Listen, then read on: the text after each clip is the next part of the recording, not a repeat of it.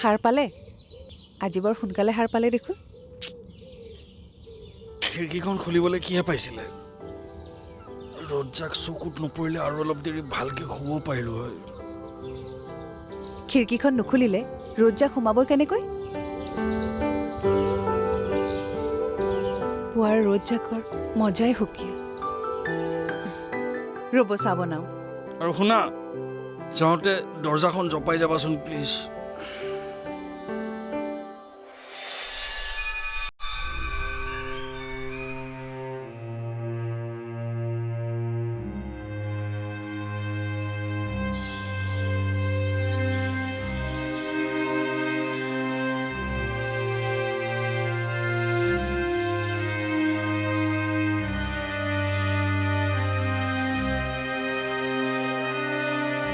বোৱাৰী ৰাতি দেখোন আধালৈকে বৰষুণ দিছে এতিয়া পানী নিদিলেও হয় পানী দি আছে যে কিমাননো আৰু বতৰৰ ওপৰত নিৰ্ভৰ কৰি থাকিব দেউতা গুৱাহাটীৰ কথাটো জানি এই ৰ'দ এই বৰষুণ আৰু এতিয়া মোৰ ফুলত পানী দিওঁতে দিওঁতে অভ্যাসে হৈ গৈছে দেখোন সেইটো অভ্যাস বাৰু ঠিকেই আছে আনটো অভ্যাসহে কিন্তু নহ'লগৈ আৰু কোনটো অভ্যাস দেউতা ৰাতিপুৱাই উঠি চাহ একাপ দিয়া হয়নে মই এতিয়া বনাই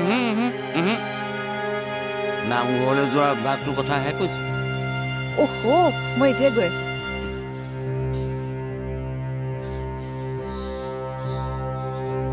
দেখিলে মা মৃণালিনী আজিও সময়ত আহি নোলালেহি কি বা ভাবি থাকে তাই মা অলপ আগত অহা হ'লে চাকিগছ তুমিয়ে জ্বলাব পাৰিলাহেঁতেন তুমি পাকঘৰলৈ যোৱা হ'ব মা সোনকালে আহিবলৈ চেষ্টা কৰিবা পিছলৈ এইবিলাক দায়িত্ব তুমিয়ে ল'ব লাগিব মইনো আৰু কিমান দিন কৰিম হ'ব মা মই চেষ্টা কৰিম মৃণালিনী বাবা উঠিলনে উঠাই দিয়া সোনকালে অফিচলৈ যাব লাগিব উঠিছে মা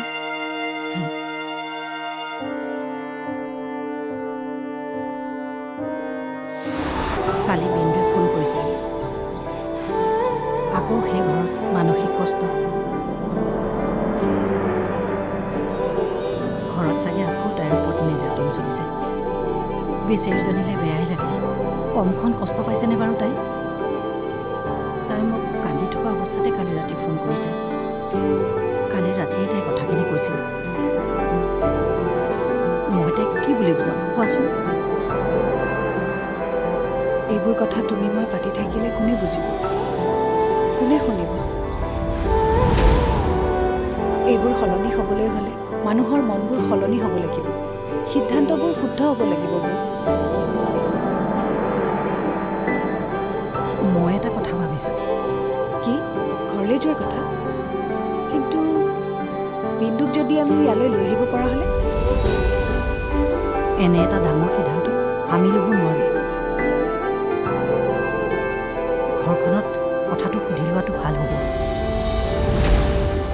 পাৰিলে মাৰ লগত কথাটো পাতিব লাগিব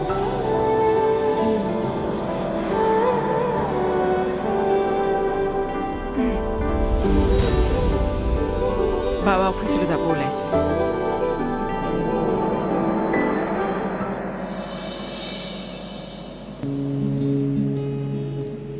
কি হ'ল এনেকে ভেবা লাগি কি ভাবি আছা কিবা ক'ব বিচাৰিছা যদি কোৱা নাই একো নাই একো নাই যদি মোৰ কাৰণে পানী এক বটল লৈ আনা যোৱা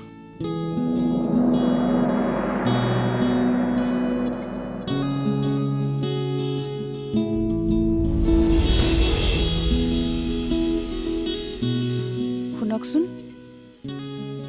যোৱাকালি বিন্দুৱে বোলে বৌক ফোন কৰিছিল এইকেইদিন বোলে ককাইকহঁতে বৰ অত্যাচাৰ কৰিছে তাই মই ভাবিছোঁ যে তুমি কেইদিনমানৰ কাৰণে সিহঁতৰ ঘৰলৈ যাবা নহয় জানো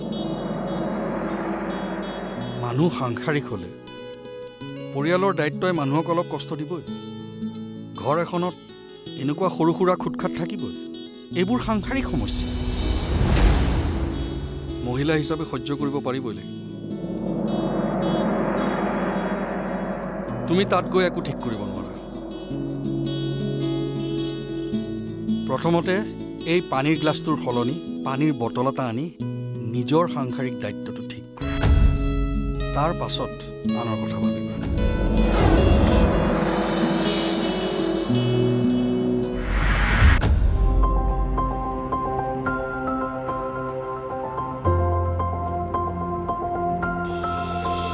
Bye bye.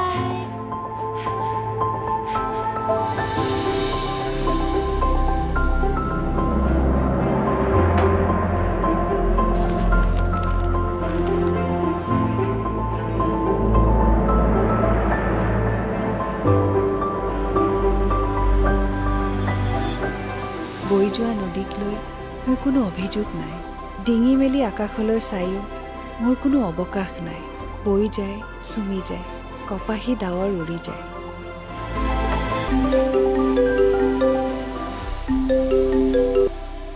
ক আজিও তোৰ কবিতা ওলাইছে নেকি? ৰাতিপুৱাই ফোন কৰিলি যে? তো ৰাতিপুৱা দেৰিলৈকে শুই থকা মানুহে এইবোৰ ক'ত গম পাব? আৰু এইবোৰৰ মজা ল'বলৈ হ'লে ৰাতিপুৱা সোনকালে উঠিব লাগিব, গম পাইছ? এই হ'ব হ'ব, এই ৰাতিপুৱাই তই মোক এতিয়া লেকচাৰ দিব নালাগে। আৰু মই আজি জল্দি উঠিছোঁ, জাননে নাই তই? বাহিৰত এতিয়া চাহ খাই আছোঁ। তই হ'লে সাংসাৰিক মানুহ, বোৱাৰী মানুহ এনেও ৰাতিপুৱা সোনকালে উঠিব লাগেই। কি? কিয় তেনেকৈ ক'লি?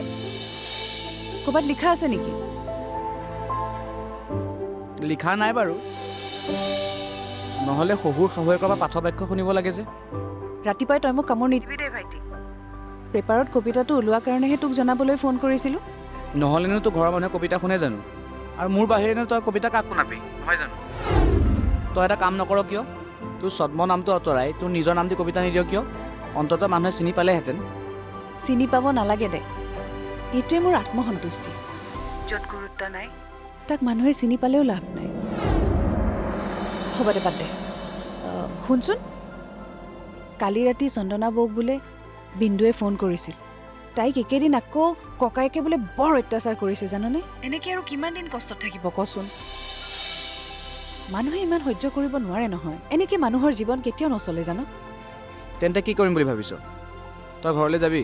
মই মানে তাইক আমাৰ ঘৰলৈকে লৈ আহিম বুলি ভাবিছোঁ। তোক মই কথাটো ক'লোহে। তোৰ যদি বেলেগ কাম নাই, মোৰ লগত ওলাবি। ক'লৈ? বিন্দুৰ ঘৰলৈ। হ'ব দে মই কিবা এটা মিলাম। আৰে মোৰ সোনকালে যাব লাগে, মোৰ কিবা এটা কাম আছে, মিটিং এখন আছে, মই কিবা এটা মিলাম দে। আহিছোঁ। হ'ব দে, ফোন ৰাখ, মই কিবা এটা মিলাই আছোঁ।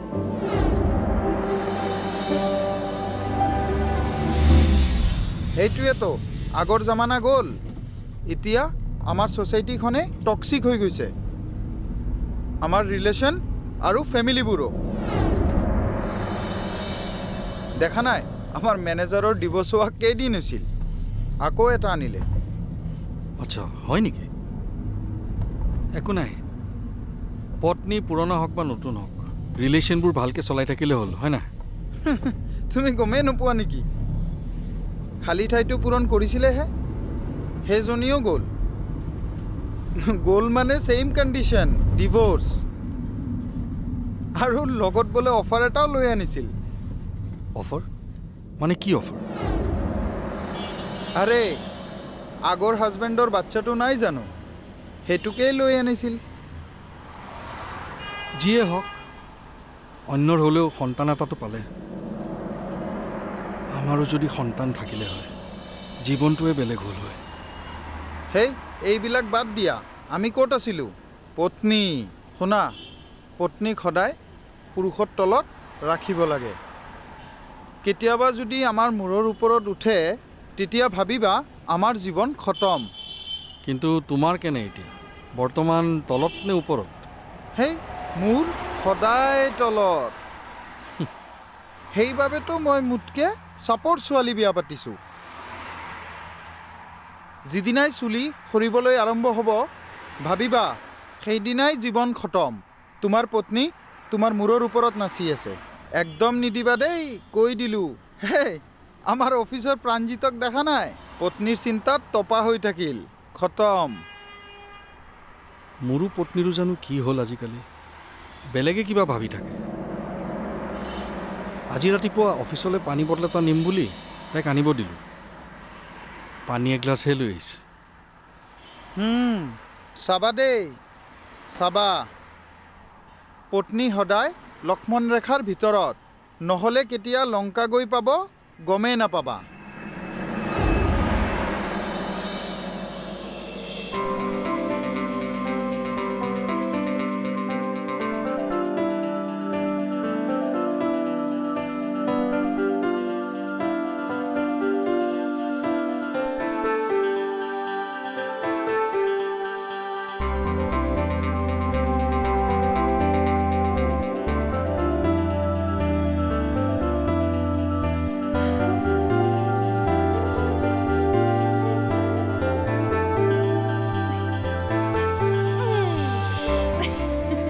এৰা না মোক। নেৰো, আগত তুমি মোক চুম দিয়া। আৰু এটা নাকক। না, কিয়? কিমাননো আৰু তোমাক চুমা খাম? লগ পালে তুমি চুমা চুমা চুমা কৰি থাকা। নাই, নহ'ব। নহ'লে কিন্তু মই তোমাক হাওঁকে খাই পেলাম। মোক খাই দিলে মই স্কুল কেনেকে যাম আৰু তোমাৰ লগত খেলিম কেনেকে? সেইটোও হয়।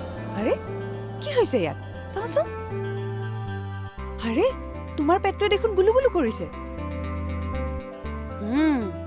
তোমাৰ পেটটোৰ চাগে ভোক লাগিছে ন? ব'লা আমি তোমাৰ পেটটোক কিবা খুৱাই দিওঁ, হ'ব? ব'লা এতিয়া যাওঁ। উৰা জাহাজখন। অহ, ব'লা মই তোমাক এনেকুৱা আৰু বহুত বনাই দিম।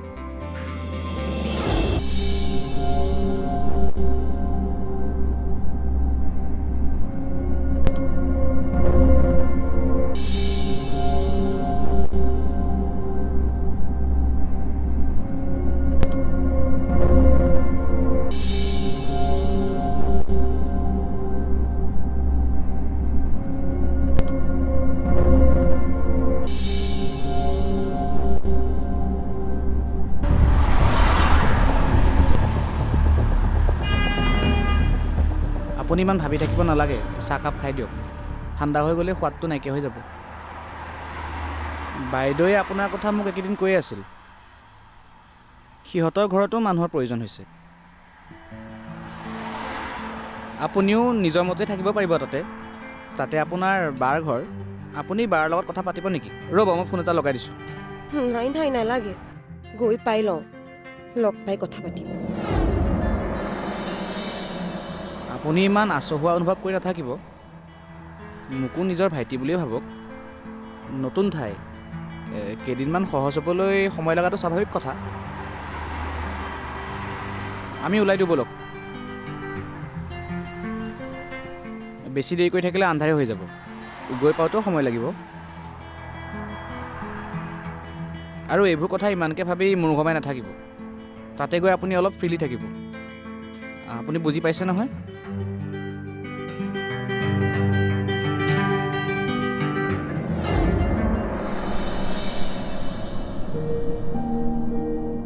হ'লেও তুমি নিজৰ ইচ্ছামতে এনেকৈ সিদ্ধান্ত ল'ব নোৱাৰা নহয়। ঘৰত দুজন জ্যেষ্ঠ লোক আছে, সেই কথাটো ভাবি চাব লাগিছিল। সেইটোৰ উপৰিও তোমালোক দুইজনীয়ে তোমালোকৰ মানুহ দুজনৰ লগতো আলোচনা নকৰাকৈ সিদ্ধান্ত লৈ পেলাইছা। বিন্দুৱে একেদিন ঘৰত বৰ কষ্ট পাই আছিল মা। আমিহে তাইক ইয়ালৈ মাতি আনিছোঁ। তাই আহিব বিচৰা নাছিল। তাতে তাই বৌৰ নিজৰ ভনীয়েক, আপোনাৰ ছোৱালীৰ দৰে। তাতে আপোনাৰ আপত্তি কিহৰ? ছোৱালীৰ দৰেহে, ছোৱালী নহয়। আৰু মই বাহিৰৰ পেলনীয়া জাবৰ জোথৰ আনি মোৰ ঘৰটো লেতেৰা কৰিব নোৱাৰোঁ নহয়। মা, বিন্দুক মইহে মাতি পঠাইছোঁ। ইয়াত মৃণালিনীৰ কোনো দুখ নাই। কাৰ দুখ আছেনে নাই সেইবোৰ জনাৰ মোৰ কোনো প্ৰয়োজন নাই। মুঠতে মই এইবিলাক দায়িত্ব ল'ব নোখোজোঁ, বাছ। সমাজে কি বুলি ভাবিব? আৰু আমাৰ ফেমিলিটো এটা ৰেপুটেশ্যন আছে। ৰেপুটেশ্যন থাকিলে বুলিয়ে যে কাকো সহায় কৰিব নোৱাৰি, ক'ৰবাত লিখা আছে নেকি মা? তোমাৰ যুক্তি তোমাৰ লগত ৰাখা। মুঠতে এইবিলাক সিদ্ধান্ত লোৱাৰ আগতে তুমি মোৰ লগত আলোচনা কৰি ল'ব লাগিছিল।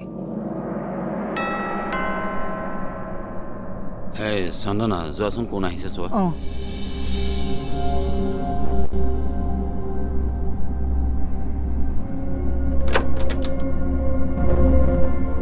লওক